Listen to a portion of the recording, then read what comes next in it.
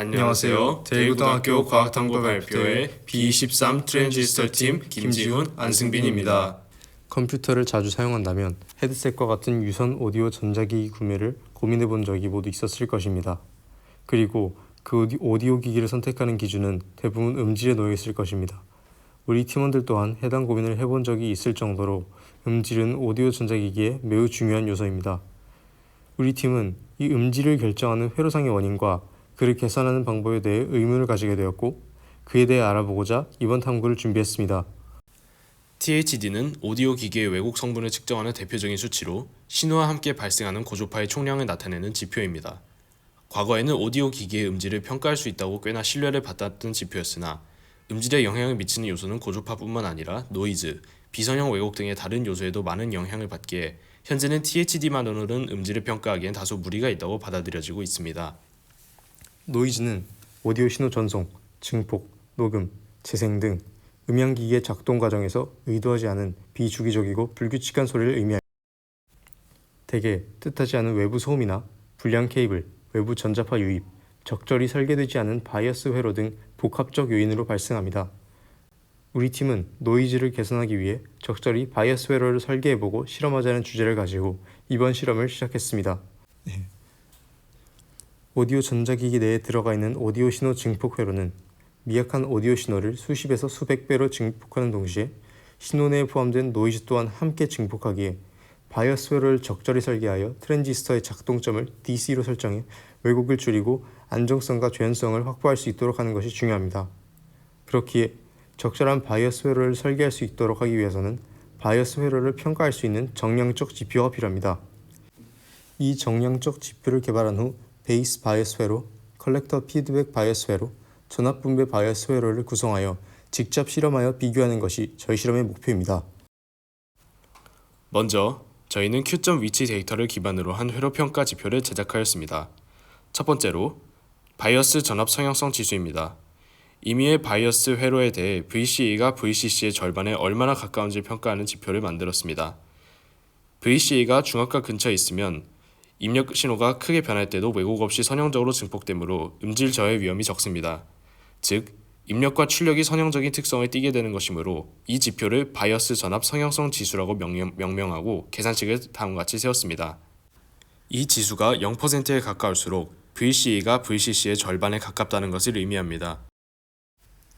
두 번째로 바이어스 전압 안정성 지수입니다. 전원전압 VCC가 변화하는 경우를 생각해 보겠습니다. 전원전압 VCC가 변화할 때 Q점의 변화가 크다면 이 회로는 전원전압 변화에 영향을 크게 받기에 안정적이지 못한 회로일 것입니다. 따라서 전원전압 VCC의 변화가 생길 때 Q점의 변화가 최소화되는 회로가 가장 안정적인 회로가 되는 것입니다.